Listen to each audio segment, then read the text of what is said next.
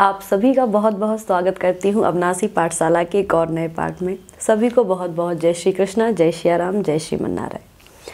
आज का पाठ विशेष रूप से अक्षय तृतीया के महत्व पर आधारित है।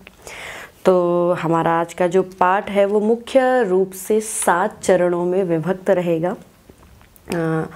अक्षय तृतीया का पर्व हम कब मनाते हैं, किन अन्य नामों से अक्षय तृतीया को जाना जाता है, किन विशेष पुराणों में अक्षय तृतीया के महत्व का वर्णन किया गया है, अक्षय तृतीया कैसे मनाते हैं, अक्षय तृतीया के महत्व एवं 21 विशेषताओं को जानेंगे, अक्षय तृतीया की महिमा को जानेंगे एवं पाठ के अंत में, कक्षा के अंत में हम जानेंगे कि इस विशेष दिन हमें क्या करना चाहिए और क्या नहीं करना चाहिए। तो आइए हम प्रवेश करते हैं अपने आज के पाठ में।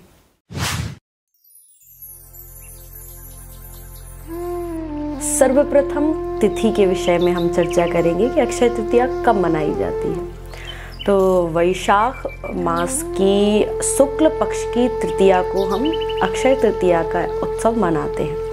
इस दिन जो सूर्य होता है वो अपनी उच्च राशि मेष एवं चंद्र अपनी उच्च राशि वृषभ में होता है। चूँकि सूर्य और चंद्र दोनों ही अपनी उच्च राशियों मेष और वृषभ में हैं, इसीलिए इस दिन दोनों की सम्मिलित एवं विशेष कृपा हमें प्राप्त होती है। इसलिए ये दिन बहुत ही विशेष है। अक्षय तृतीया का दिन, इस दिन पूरा दिन शुभ मुहूर्त रहता है। इस दिन आप कोई भी कार्य, शुभ कार्य किसी भी समय प्रारंभ कर सकते हैं। आपको समय मुहूर्त दिखवाने की कोई आवश्यकता नहीं है। दिन पूरे दिन शुभ मुहूर्त होता है। तो तिथि के पश्चात हम चर्चा करेंगे अक्षय तृतीया को किन और नामों से जानते हैं। तो अक्षय तृतीया को अक्षय तृतीया, अखातीज, ईश्वरीय तिथि एवं स्वर्ण दिवस के नाम से जानते हैं। स्वर्ण दिवस, सुनहरा दिवस इसलिए कहते हैं क्योंकि अक्षय तृतीया के दिन माता लक्ष्मी ने कुबेर को खूब सारा धन का भंडार दिया था। इसकी हम आगे चर्चा करेंगे विस्तृत रूप से। तो इसलिए इसके विशेष नाम अखातीज, अक्षय तृतीया एवं ईश्वरीय तिथि और स्वर्ण तिथि है। अब तीसरा जो चरण है, किन वेदों में, किन पुराणों में इसकी विशेष रूप से चर्चा है। तो वेद, पुराण, उपनिषद, अनेक वेदों में इसकी चर्चा आई है, परंतु मुख्यतः विशेष रूप से विष्णु पुराण, भविष्य पुराण एवं तैत्तिरीय उपनिषद में अक्षय तृतीया के महत्व को प्रस्तुत किया गया है। अब चौथे चरण में हम प्रवेश करते हैं। तो चौथे चरण में हम जानेंगे कि अक्षय तृतीया का महत्व क्या है। अक्षय तृतीया का महत्व बहुत बड़ा है। ये दिन बहुत बड़ा है समस्त जीवधारियों के लिए, सभी व्यक्तियों के लिए, क्योंकि इस दिन नाम से ही आप समझिए अक्षय तृतीया, अक्षय यानी कि जिसका क्षय ना हो।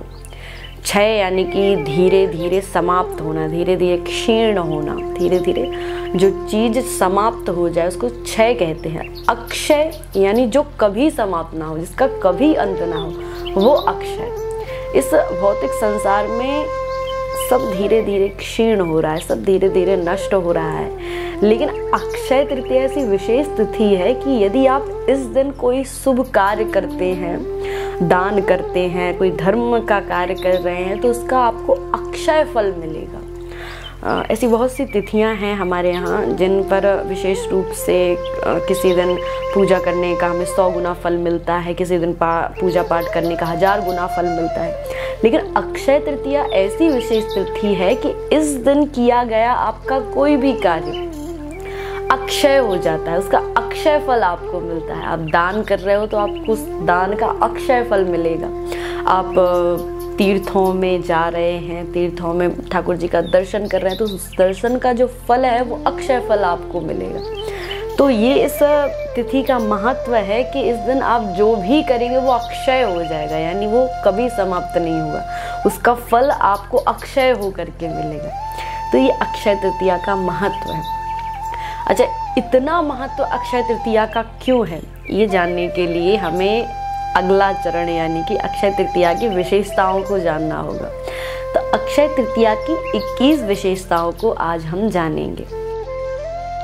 अक्षय तृतीया की पहली विशेषता, तो अक्षय तृतीया की पहली विशेषता ये है कि इस दिन ग्रीष्म ऋतु प्रारंभ होती है और वसंत ऋतु समाप्त होती है। तो वसंत और ग्रीष्म का मिलन अक्षय तृतीया के दिन ही होता है। इनकी संधि का दिवस है अक्षय तृतीया का दिन। वसंत ऋतु आज से समाप्त हो जाती है और ग्रीष्म ऋतु हमारे भारत में आज के दिन से भीषण गर्मी का जो क्रम है वो प्रारंभ हो जाता है। ग्रीष्म ऋतु आज के दिन ही हमारे यहाँ कहीं कहीं ये प्रथा है कि आज के दिन से मटके भरना, मटकों में जल भरना प्रारंभ करते हैं। तो मटकों की पूजा, जो मिट्टी के पात्र होते हैं, मिट्टी के घड़े होते हैं, उनकी पूजा का कहीं कहीं विधान है। क्योंकि गर्मी बहुत अधिक पड़ती है तो मटके में ठंडा पानी रहता है, तो निश्चित रूप से आज के दिन ही ये क्रम मटकों में जल भरने का क्रम प्रारंभ होता है। तो इसलिए अक्षय तृतीया का दिन विशेष है क्योंकि आज वसंत ऋतु और ग्रीष्म ऋतु का मिलन होता है। तो ये थी प्रथम विशेषता। अब हम जानते हैं अक्षय तृतीया की द्वितीय विशेषता। द्वितीय विशेषता के अंतर्गत आज के दिन, अक्षय तृतीया के दिन ही माता गंगा ब्रह्मलोक से पृथ्वी पर आई थी। जब ब्रह्मलोक से पृथ्वी पर आने में बहुत समय लगा गंगा मैया को, लेकिन जिस दिन पृथ्वी पर गंगा मैया आई उस दिन अक्षय तृतीया की तिथि थी। तो ये तिथि इसलिए भी विशेष है। गंगा मैया सूर्यवंश के जो राजा थे, राजा सगर, उन्होंने अपने पुत्रों की, जिनकी अकाल मृत्यु हुई थी, अपने पुत्रों की मुक्ति के लिए गंगा जी का आह्वान किया, तपस्या की कि गंगा जी पृथ्वी पर पधारे और उनके जो पुत्र हैं उनकी मुक्ति हो। तो राजा सगर ने बहुत तपस्या की परंतु गंगा मैया नहीं आई। सगर के पश्चात अंशुमान, असमंजस, राजा दिलीप और अंततः जब राजा भगीरथ ने गंगा मैया की उपासना की, तपस्या की, तो उनकी तपस्या से प्रसन्न होकर के गंगा मैया पृथ्वी पर आने के लिए तैयार हो गई। परंतु उनकी दो शर्तें थी। गंगा मैया भागीरथ जी से कहती हैं कि मैं आपके साथ पृथ्वी पर तो चलूँगी, परंतु प्रथम समस्या तो ये है कि मेरा वेग बहुत तेज है और इस वेग से यदि मैं पृथ्वी पर जाऊंगी तो मुझे पाताल में जाने से कोई नहीं रोक पाएगा, मैं तुरंत ही पाताल चली जाऊंगी। तो इस वेग को संयमित करने के लिए कोई उपाय कीजिए। तो भगवान कैलाश ने गंगा मैया को अपने शीश पर धारण किया और अपनी जटाओं में गंगा जी की तीव्र वेग की जो धाराएं ब्रह्मलोक से आई थी उनको अपनी जटाओं में समा लिया। ये विशेष रूप से, विस्तृत रूप से कथा का वर्णन भागवत जी की कथा में है। जब राजा बलि तीनों लोकों पर अपना आधिपत्य कर लेता है तो भगवान नारायण वामन देव के रूप में पधारते हैं और 3 पग भूमि मांगते हैं। 3 पग भूमि जब देने के लिए राजा बलि तैयार हो जाते हैं तो भगवान अपने विशाल रूप का, विराट रूप का दर्शन राजा बलि को देते हैं और भगवान का रूप इतना विशाल हो जाता है, इतना विराट हो जाता है कि उनका जो चरण था वो चरण ब्रह्मलोक तक पहुंच जाता है। तो भगवान के चरणों का प्रक्षालन करते हैं ब्रह्मा जी। तो वो प्रक्षालन का जो जल है वो जल ब्रह्मा जी अपने कमंडलों में भर लेते हैं, वही गंगा जल है। उसी गंगा जल को भागीरथ जी अपनी तपस्या से ब्रह्मलोक से लेकर के आ रहे हैं। लेकिन गंगा मैया 2 शर्त रखती हैं। पहली तो ये कि उनका वेग कैसे पृथ्वी संभालेगी, इतना वेग है कि पाताल चली जाएंगी तुरंत। तो इस समस्या का समाधान भगवान भोलेनाथ करते हैं, अपनी जटाओं में गंगा मैया को स्थान देते हैं और पश्चात कुछ जटाओं को खोल करके जो गंगा मैया की धारा है वो धारा भागीरथ जी पृथ्वी पर लाते हैं। तो जिस दिन गंगा मैया का पृथ्वी पर आगमन हुआ, पृथ्वी पर प्रकट हुई गंगा मैया, उस दिन भी अक्षय तृतीया का दिन ही था। तो ये बहुत ही विशेष दिन है क्योंकि सबको, जीव मात्र को पवित्र करने वाली गंगा मैया आज के दिन ही पृथ्वी पर आई। अच्छा, गंगा मैया सबको पवित्र करती हैं, परंतु दूसरी शर्त के रूप में भागीरथ जी से गंगा मैया कहती हैं कि मैं सबके पाप धोऊंगी, तो ये पाप मेरे पास इकट्ठे हो जाएंगे, तो मेरे पाप कैसे धुलेंगे। तो भागीरथ जी कहते हैं कि जो राम भक्त हैं, कृष्ण भक्त हैं, भगवान के भक्त हैं, वो भक्त जब आपके जल में स्नान करेंगे तो वो भक्त आपके पापों को धो देंगे। तो गंगा मैया बड़ी प्रसन्न हो जाती, प्रसन्नता के साथ प्रकट हुई पृथ्वी पर और समस्त भक्तों का कल्याण करती आ रही हैं तब से लेकर के अब तक। तो आज के दिन ही गंगा मैया पधारी, ये थी दूसरी विशेषता। अब हम जानते हैं अक्षय तृतीया की तीसरी विशेषता को। तीसरी विशेषता के अंतर्गत अक्षय तृतीया के दिन ही सुदामा जी का मिलन हुआ भगवान कृष्ण से। आज के दिन ही सौराष्ट्र के पोरबंदर में रहने वाले सुदामा जी बड़े ही भाव से कृष्ण अपने मित्र से मिलने के लिए जाते हैं और आज के दिन ही उनके मित्र से भेंट होती है। तो ये दिन बड़ा विशेष है क्योंकि भक्त की भगवान से भेंट हो रही है, एक सखा की अपने सखा से भेंट हो रही है। तो तीसरी विशेषता ये है कि आज के दिन ही सुदामा कृष्ण की भेंट हुई। तो अक्षय तृतीया की चौथी विशेषता को, आज के दिन ही जगन्नाथपुरी में जो भव्य विशाल शोभा यात्रा भगवान जगन्नाथ की रथ यात्रा निकलती है जो विश्व प्रसिद्ध है। बड़े ही विशाल तीन रथ जिनमें भगवान जगन्नाथ, सुभद्रा मैया एवं बलभद्र जी विराजते हैं और इतनी विशाल यात्रा निकलती है। अनेक लोग, अनेक बलशाली लोग उस रथ को, उस रथ के रस्से को अपने बल से खींचते हैं और खींच करके उस यात्रा को आगे बढ़ाते हैं। बड़ा जन सैलाब पुरी में उस दिन एकत्रित होता है, बड़ा विशाल उत्सव, बड़ा भव्य उत्सव उस दिन मनाया जाता है जगन्नाथपुरी में। तो विशेष रूप से जो आकर्षण का केंद्र होते हैं उस दिन वो रथ, उन रथों के निर्माण की प्रक्रिया अक्षय तृतीया के दिन से ही प्रारंभ हो जाती है। यद्यपि करके आषाढ़ की द्वितीया को जगन्नाथ यात्रा निकाली जाती है, परंतु उन रथों का निर्माण वैशाख की शुक्ल पक्ष की तृतीया यानी कि अक्षय तृतीया से ही प्रारंभ हो जाता है।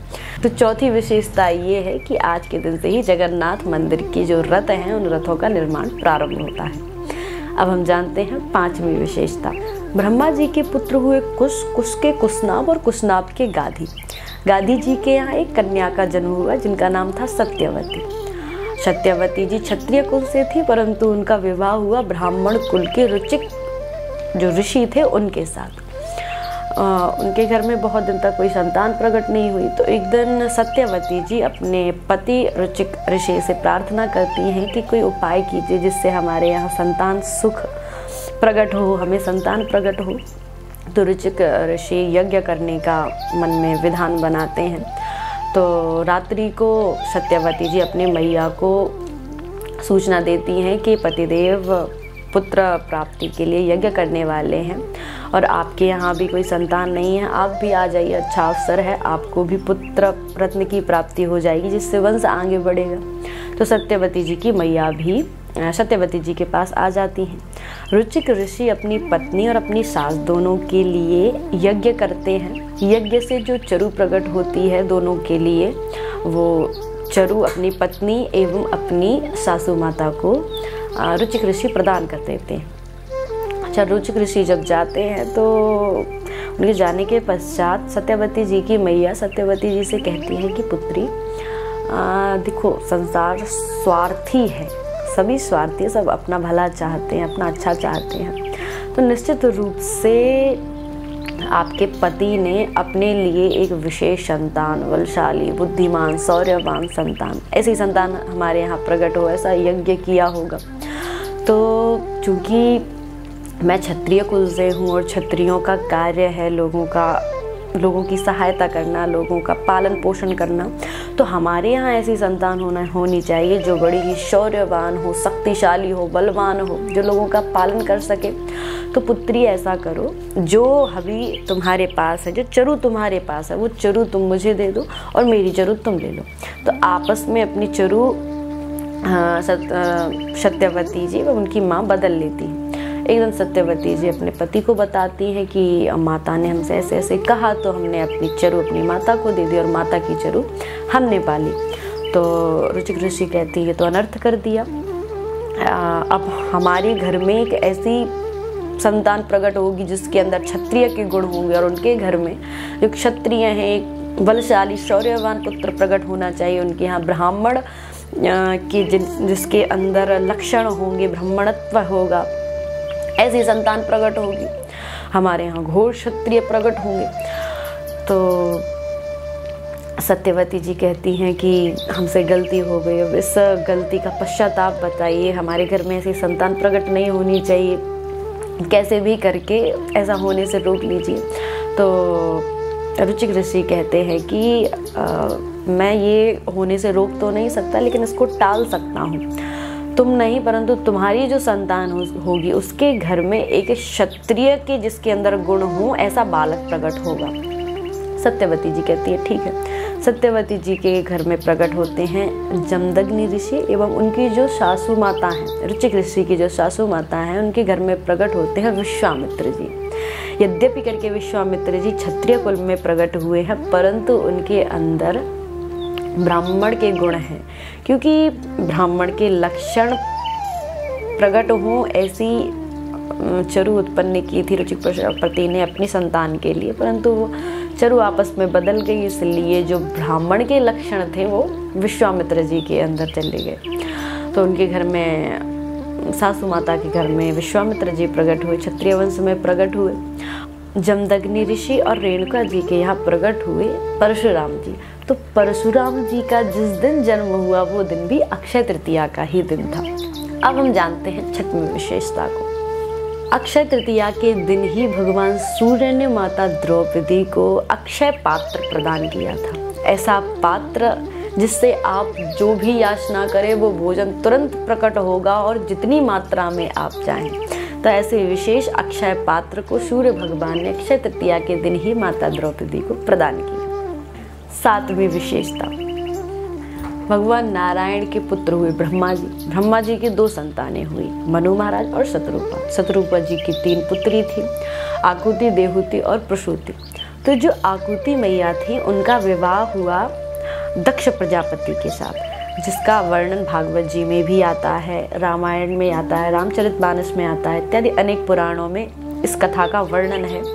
तो दक्ष प्रजापति के यहाँ 16 कन्याएं प्रकट हुई, जिनमें से एक माता सती थी जिनका विवाह भगवान शिव से हुआ। 13 जो कन्याएं थीं वो धर्म को ब्याही गई। 13 कन्याओं का विवाह धर्म के साथ हुआ। तो उन 13 कन्याओं में जो सबसे छोटी कन्या थी माता मूर्ति जी का विवाह धर्म के साथ हुआ। 13 कन्याओं का विवाह हुआ, लेकिन जो सबसे छोटी कन्या थी मूर्ति जी, उनके गर्भ से प्रकट हुए नर और नारायण। तो नर और नारायण प्रकट हुए धर्म और मूर्ति के घर। नर नारायण जिस दिन प्रकट हुए उस दिन भी अक्षय तृतीया थी, तो इस दिन का ये भी महत्व है। नर और नारायण सहस्त्र कवच नामक जो दैत्य था उस दैत्य का संहार करने के लिए प्रकट हुए और बद्रीनाथ में जाकर के तपस्या की। नर और नारायण जो हैं वो बद्रीनाथ में तपस्या आज भी कर रहे हैं। हम देख रहे हैं कि कलिकाल में धरती पर इतना दुराचार बढ़ रहा है। लोग कहते हैं कि इतना दुराचार बढ़ रहा है फिर भी धरती कैसे टिकी हुई है।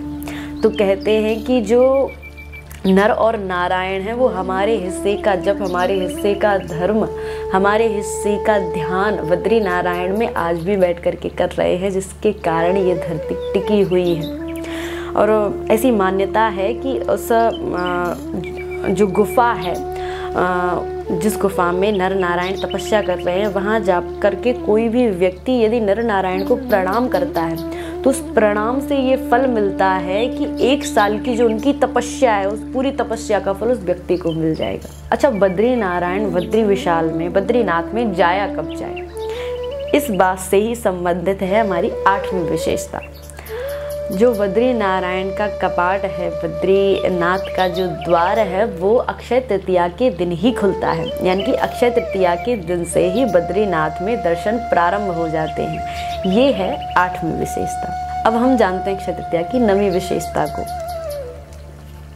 श्रीनाथ जी, नाथ द्वार में जो ठाकुर जी का स्वयंभू विग्रह है श्रीनाथ जी, उनका प्रागट्य गोवर्धन की तलहटी में जो गोविंद कुंड है उससे किया श्रीपाद माधवेंद्र पुरी जी ने। श्रीपाद माधवेंद्र पुरी जी के साथ श्रीनाथ जी प्रकट होकर के लीलाएं करते थे, उनके साथ क्रीड़ा करते थे। एक दिन श्रीनाथ जी अपने गोस्वामी जी से, श्री महेंद्रपुरी जी से कहते हैं कि ग्रीष्म ऋतु में मुझे बहुत गर्मी लगती है, तो आप ऐसा करो कि जगन्नाथ जी जाकर के बढ़िया सा चंदन लेकर के आओ, उस चंदन का मैं अपने शरीर पर लेप करूँगा जिससे मुझे शीतलता प्राप्त होगी। तो श्री महेंद्रपुरी जी जगन्नाथ जाकर के ठाकुर जी के लिए चंदन लेकर के आए और आज के दिन से ही ठाकुर जी को चंदन का लेप लगाया जाता है जिससे उनको शीतलता प्राप्त हो। तो ये क्रिया भी आज से ही प्रारंभ हुई थी और आज के दिन से ही अभी भी ठाकुर जी को चंदन लगाना उनके अंग पर जिससे उनको शीतलता प्राप्त हो। आज भी अक्षय तृतीया के दिन से ही ठाकुर जी के शरीर पर चंदन का लेप लगाना प्रारंभ कर दिया जाता है। तो ये थी हमारी 9वीं विशेषता। अब हम जानते हैं 10वीं विशेषता को। अक्षय तृतीया के दिन ही ठाकुर जी ने, भगवान नारायण ने वेदों की रक्षा के लिए हयग्रीव रूप धारण किया था। 11वीं विशेषता। 11वीं विशेषता, अक्षय तृतीया के दिन से ही जो चतुर्युगी होती है, सतयुग, त्रेता, द्वापर, कलयुग, तो जो सतयुग का प्रारंभ होता है, सतयुग का प्रथम दिन अक्षय तृतीया से ही प्रारंभ होता है और केवल सतयुग का नहीं, त्रेता युग का भी प्रथम दिन अक्षय तृतीया से ही प्रारंभ होता है। 12वीं विशेषता, अक्षय तृतीया के दिन ही भगवान कृष्ण ने माता द्रौपदी की भरी सभा में वस्त्र रूप धारण करके रक्षा की थी। 13वीं विशेषता, महाप्रभु श्रीपाद वल्लभाचार्य जी ने आज के दिन ही गोवर्धन नाथ में एक सुंदर से मंदिर का निर्माण करके श्रीनाथ जी को उस मंदिर में विराजमान किया था एवं श्रीनाथ जी की पूजा प्रारंभ हुई थी। अक्षय तृतीया की 14वीं विशेषता, लक्ष्मी मैया ने आज के दिन ही कुबेर जी को धन का भंडार दिया था। 15वीं विशेषता, आज के दिन वर्ष में केवल एक बार बांके बिहारी लाल अपने भक्तों को अपने चरणों का दर्शन प्रदान करते हैं। वैसे तो साल भर बांके बिहारी लाल के चरण ढके रहते हैं, परंतु अक्षय तृतीया के दिन समस्त भक्तों को उनके चरणों के दर्शन का अवसर प्राप्त होता है। 16वीं विशेषता, आज के दिन ही महाभारत के युद्ध का विराम हुआ था। 17वीं विशेषता, अक्षय तृतीया के दिन ही जगत की माता अन्नपूर्णा का जन्म हुआ था। 18वीं विशेषता, आज के दिन ही भगवान ब्रह्मा जी के पुत्र अक्षय कुमार का जन्म हुआ था। 19वीं विशेषता, आज के दिन से ही दिव्य पुराण श्रीमद् भागवत महापुराण का लेखन प्रारंभ हुआ था। 20वीं विशेषता, आज के दिन ही भगवान ऋषभ देव ने अपने 13 महीनों के व्रत का पारायण किया था। जैन धर्म के जो 24 तीर्थंकर हैं उनमें प्रथम 3 तीर्थंकर ऋषभ देव को माना जाता है। इसलिए श्री ऋषभ देव इन्होंने अपने 13 महीनों के व्रत का पारायण आज के दिन गन्ने के रस को पी करके किया था। 21वीं विशेषता, आज के दिन ही शंकर के स्वरूप एवं शैव संप्रदाय के आचार्य श्री शंकराचार्य जी ने कनकधारा स्तोत्र को लिखना प्रारंभ किया था।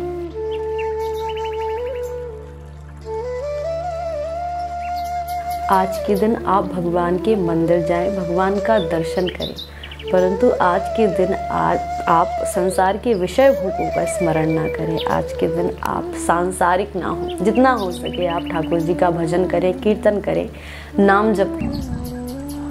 तो आशा करती हूँ अक्षय तृतीया के विशेष महत्व को आप सब समझ गए होंगे। आप सभी को अक्षय तृतीया की बहुत बहुत शुभकामनाएं। आज के दिन आप खूब दान करें, खूब सुंदर सुंदर पवित्र पवित्र नदियों में स्नान करें, गौ मैया का खूब पूजन करें, खूब भगवान का नाम स्मरण करें। आप सभी के जीवन में खूब अक्षय मंगल हो। इसी मंगल कामना के साथ आज की पाठशाला को यहीं विराम करते हैं। आगे मिलेंगे पुनः एक और नए पाठ के साथ अविनाशी पाठशाला में। तब तक के लिए आप सभी को बहुत बहुत जय श्री कृष्णा, जय श्री राम, जय श्रीमन नारायण।